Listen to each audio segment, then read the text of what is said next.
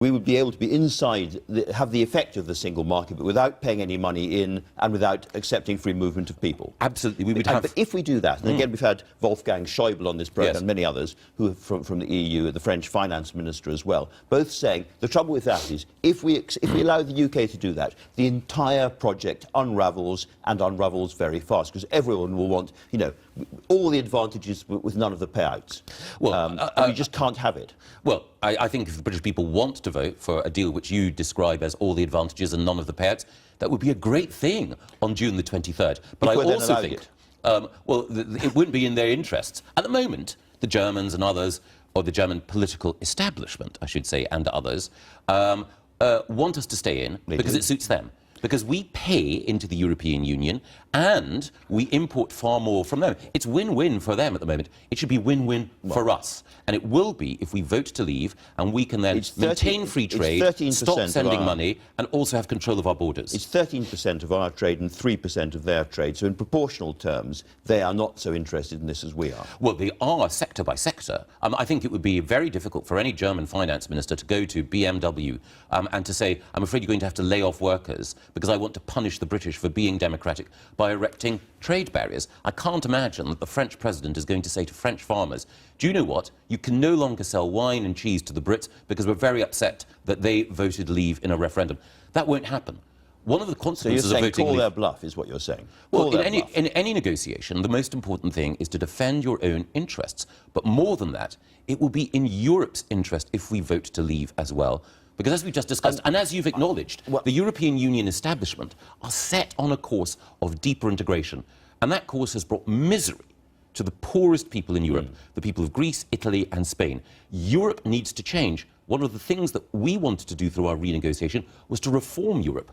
But are you saying that house prices will fall if we leave the EU? You will see the analysis we do, but I'm pretty clear that there will be a significant hit to the value of people's homes and to the cost of mortgages. That is one example of the kind of impact, economic impact, that we get from leaving the EU. And you have today the Leave campaigners saying we would leave the single market. I mean, for me, that is an absolutely catastrophic economic mistake for our country. And, you know, if you're working in a car plant in the northeast of England, if you're working in a call centre in Bournemouth for a bank, if you're in any of these businesses that rely on being able to trade into this enormous market on our doorstep, you will be affected by that in a very bad way. We haven't, unfortunately. It hasn't changed. But by leaving, we can both make sure that Britain is stronger and Europe changes. Isn't there a severe danger that if we leave the EU, the rest of the EU is more dysfunctional, more dangerous and less good for us to trade with as a result? In other words, one of the reasons the Germans want us to stay is because they regard us as essentially liberal, free trading country with whom they can do alliances against countries which are much more dirigiste and much more statist. And that therefore, by leaving, you change the nature of the beast you leave and you make it more difficult for us, not less difficult. It's really worrying if the Germans believe, or anyone else in the European Union elites believe, that the EU is so dysfunctional and so dangerous that an assertion of democracy by the British nation-state will mean that things come tumbling down.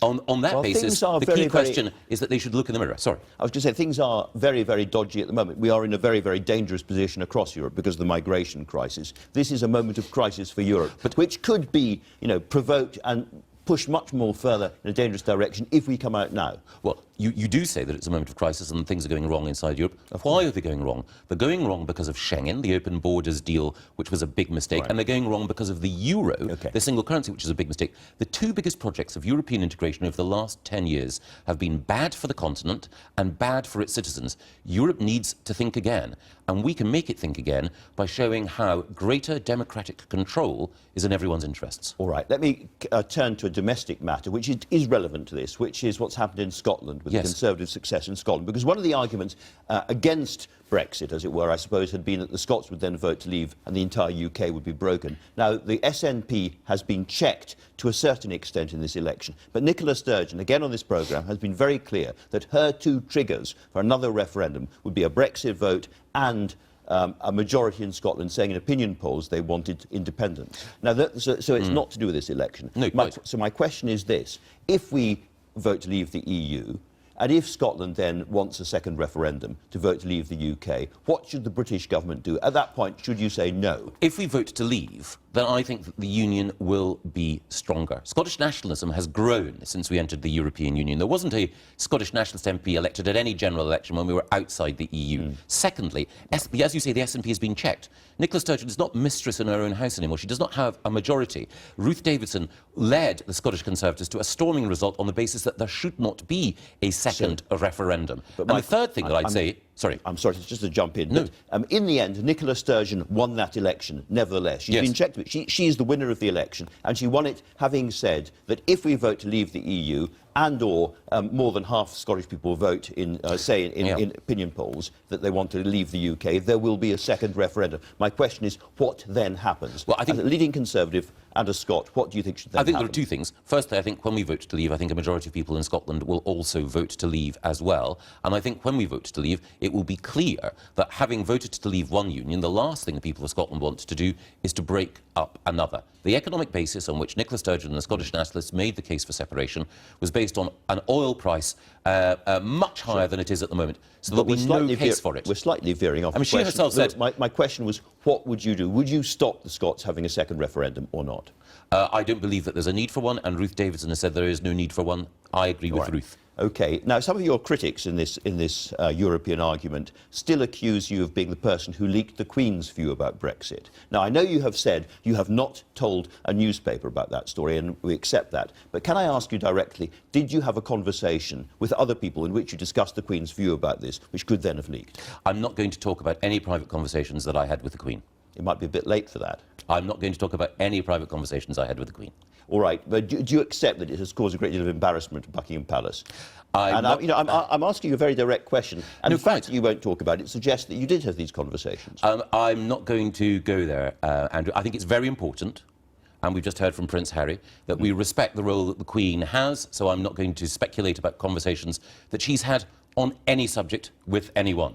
All right. Well, let's not go to purring about the Scottish referendum result and so forth, but your relationship with the Prime Minister. Now, you have been very, very close friends and allies for a long time, and we all hear stories coming out of the Whitehall machine that this has been a very, very difficult time for you both, and that relations are at best frosty. Your wives are trying to keep things going between you, but it's been a very, very difficult time. Just tell us exactly what it feels like now. Well, every week, every Wednesday morning, I go to help the Prime Minister as we prepare for Prime Minister's Question Time. Obviously, these are private meetings, but I think any fly on the wall would tell you, far from being in the deep freeze, these are warm and friendly and good-humoured occasions. The great thing about the Prime Minister is that he has tremendous generosity of spirit and a great sense of humour. He's made it clear that he would rather that I'd supported his deal. Of course. And I've also explained that I would rather he'd taken a different position. But the great thing about the Prime Minister is that he was generous enough to allow colleagues to differ. He's been generous enough to accept the nature of that debate. We're lucky to have him as Prime Minister. Long may he remain so. Michael Gove, thank you very much indeed for joining us.